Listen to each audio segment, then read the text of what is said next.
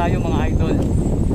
At siyempre po dahil medyo po nakaharap po na ano dyan na screen, ay nandito lang po tayo mga kabayan, no, sa pag-cover para lang po matid sa inyo yung mga update dito nga sa mga nangyayari na nagaganap sa may Manila Bay.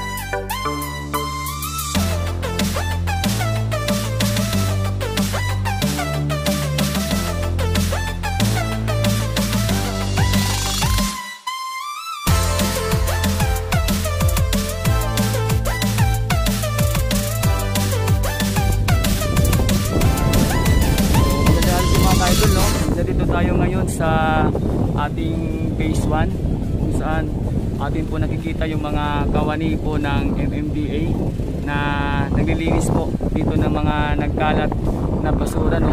Gawa nga po kahapon ng malakas na alon.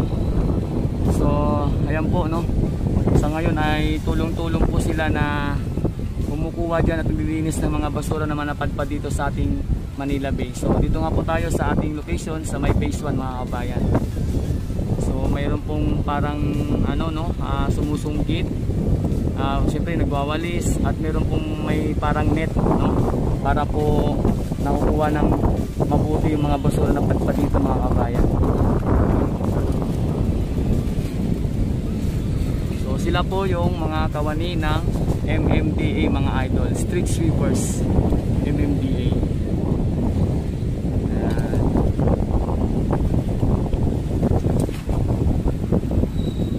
Wala tayong ano dito, no, pero yung nga po mga bayan, hindi na po kagaya ng dati na pag lumalakas po yung alon ay sabi nga po ng ating mga nakausap dito, tuniladang basura yung napapadpad dito. So sa ngayon po yung napapansin, yan na lang po halos mga kabayan, no, yung mga basura rito.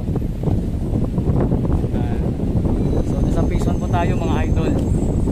At siyempre po dahil medyo po nakaharap po na ano dyan na screen, ay nandito lang po tayo mga kabayan, no, sa pag-cover para lang po matid sa inyo yung mga update dito nga sa mga nangyayari na nagaganap sa may Manila Bay.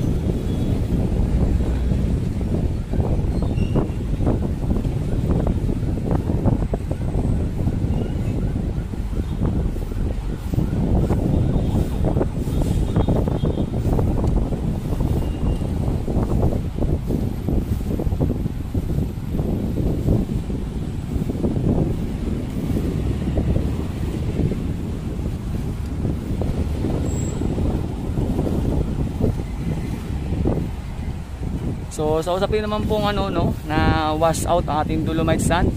Ayan po, kung yung po napapansin mga bayan, ay nananatili pong matatag itong ating dolomite white sand dito nga sa my phase 1. So ito pong ating nakikita sa ngayon, ito yung nilalatag dito kamakailan lamang dahil pinapalapat po itong ating beach front ng ating phase 1 dito mga bayan.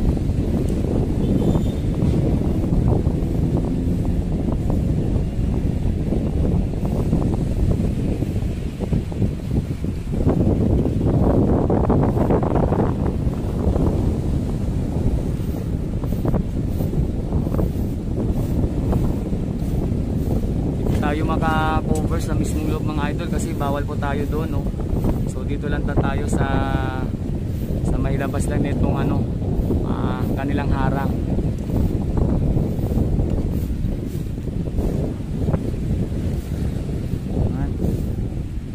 So marami na po sila nakukuha mga kabayan, no, yung plastic po nila.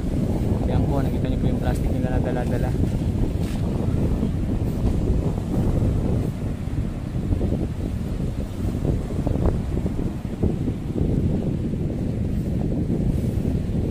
May kumakayod po at may nagwawalis. So yung mga palutang-lutang naman po na basura, ayun po si sir mga kabayan, no? Meron siyang parang net ba yan, na hawak-hawak niya, or ano nang parang electric fan ba yan. Yan po yung kaniyang hawak-hawak. So yung mga basura naman po na palutang-lutang yung kanyang kinukuha.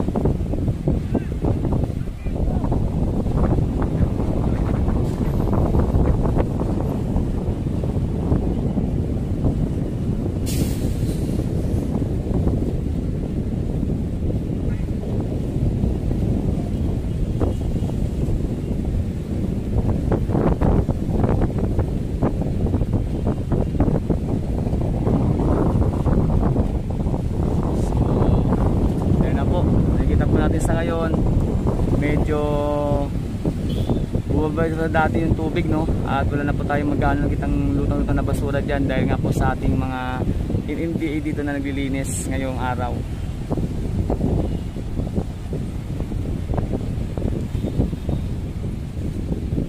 At sa ngayon po, kung titingnan nyo po yung alon ng ating karagatan sa may Manila Bay, ayan po, sa ngayon ay medyo nakakaramdam pa rin po tayo ng malakas na hangin. At siyempre nga po yung kanyang pagampas ng alon ay medyo malaki-laki pa rin po ng konti, mga kabayan.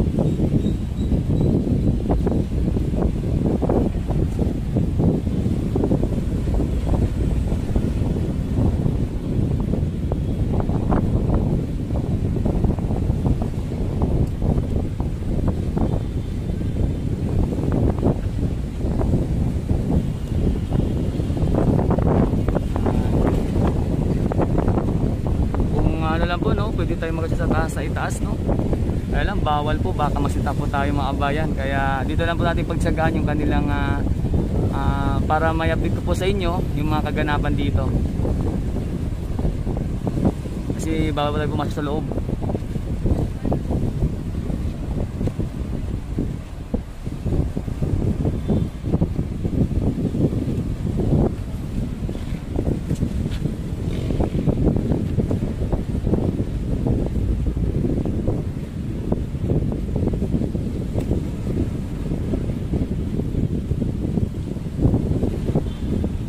Marami na po sila, mga idol, no?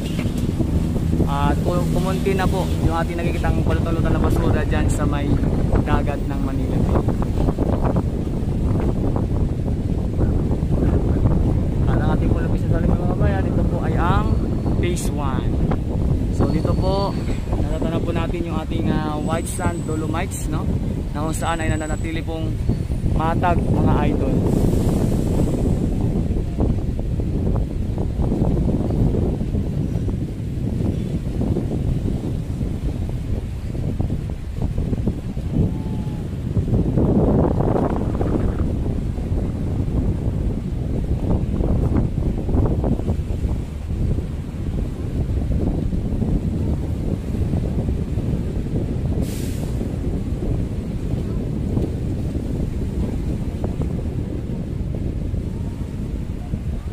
Okay mga idol, yan ang muna ating update ngayon, no? Ngayong araw sa may Manila Bay, kung saan patuloy nyo pong nasubaybayan at patuloy nyo po na suportahan po ang aking YouTube channel para updated po kayo sa lahat ng mga kaganapan dito sa may Manila Bay. Salamat sa inyo mga idol sa walang sawang pagtangkilik at pagsubaybay sa aking YouTube channel. Hanggang susunod po naman yung update.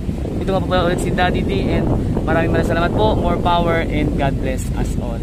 Thank you so much mga ka-idol.